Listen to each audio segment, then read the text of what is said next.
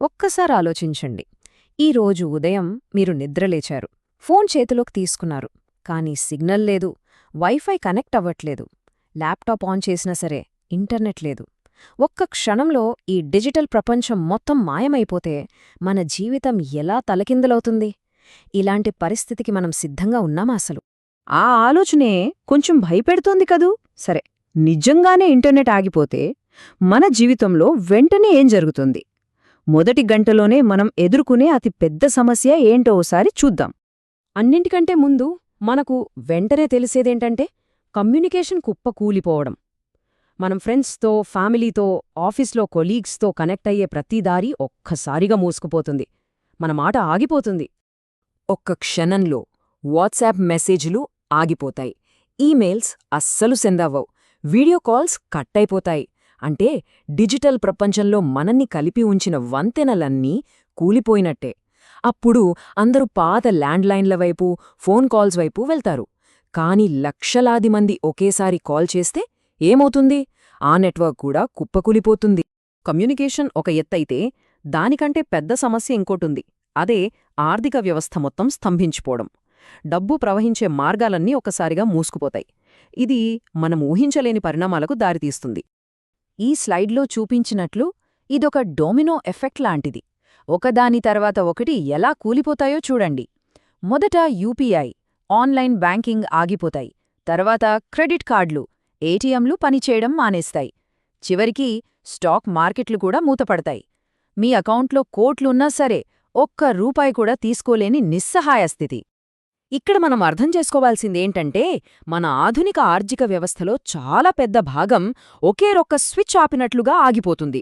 Amazon డెలివరీలు, online బిజినెస్లు, ఇంటి నుండి పనిచేసే లక్షలాది ఉద్యోగాలు అన్నీ ఒక్కసారిగా స్తంభించిపోతాయి. సరే, కమ్యూనికేషన్ పోయింది, డబ్బు ఆగిపోయింది. ఇక మూడోది మన సమాజాన్ని నడిపే అసలు సిసలైన వ్యవస్థలు. మన కనిపించకుండా రోజూ పనిచేసే ఈ కీలకమైన వ్యవస్థలు ఆగిపోతే అప్పుడేం జరుగుతుందో చూద్దాం. అసలీ వ్యవస్థలన్నీ ఎందుకు ఆగిపోతాయి? ఎందుకంటే వాటిని నడిపించే డేటా, వాటి మధ్య సమన్వయం మొత్తం ఇంటర్నెట్ మీదే ఆధారపడి ఉంది. హాస్పిటల్స్లో పేషెంట్ల రికార్డులు అందుబాటులో ఉండవు, ఎయిర్పోర్ట్లలో ఫ్లైట్స్ ఎగరలేవు, సరుకు రవాణా చేసే ట్రక్కులు ఎక్కడివక్కడే ఆగిపోతాయి. ఇక సమాచారం సంగతి చూస్తే అదెలా ఉంటుందంటే మనం స్పీడ్గా వెళ్తున్న కార్లోంచి ఒక్కసారిగా ఎడ్లబండిలోకి మారినట్లు ఉంటుంది. సోషల్ మీడియాలో నిమిషాల్లో వైరల్ అయ్యే వార్త టీవీ ద్వారానో, పేపర్ ద్వారానో మనింటికి చేరడానికి గంటలు, కొన్నిసార్లు రోజులు పడుతుంది. ప్రపంచం స్లో మోషన్లో కదులుతున్నట్టు అనిపిస్తుంది. ఇదంతా వింటుంటే ఏదో సైన్స్ ఫిక్షన్ సినిమా కథలా అనిపిస్తోంది కదూ. కానీ నిజంగా ఇలా జరగడానికి అవకాశముందా? ఈ భయంకరమైన సీన్ నిజంగా వాస్తవ రూపం దాల్చగలదా? ఇక్కడొక చాలా ముఖ్యమైన తేడా ఉంది, అది మనం గమనించాలి. ప్రపంచం మొత్తం ఒకేసారి ఇంటర్నెట్ ఆగిపోవడం అనేది దాదాపు అసాధ్యం. ఎందుకంటే ఇంటర్నెట్ అనేది ఒకే చోట లేదు, అది వికేంద్రీకరించబడింది.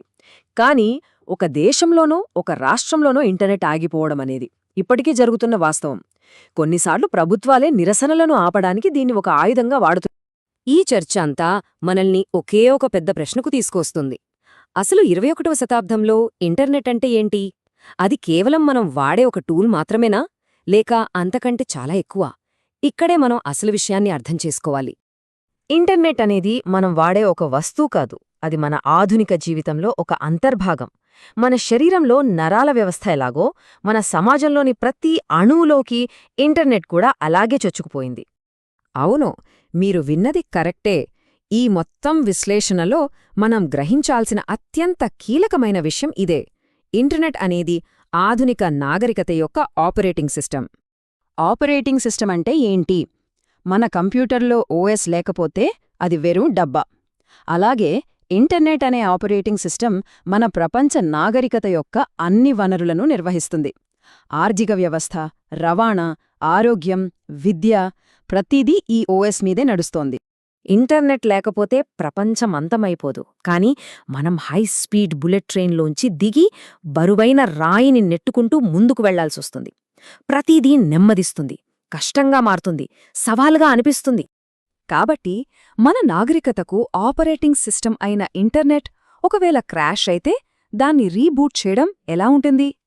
ఈ కనిపించని వ్యవస్థపై మనం ఎంతలా ఆధారపడున్నామో ఒక్క క్షణం ఆలోచిద్దాం. ఎందుకంటే మన భవిష్యత్తు ఆ రీబూట్ బటన్ పైనే ఆధారపడి ఉండొచ్చు.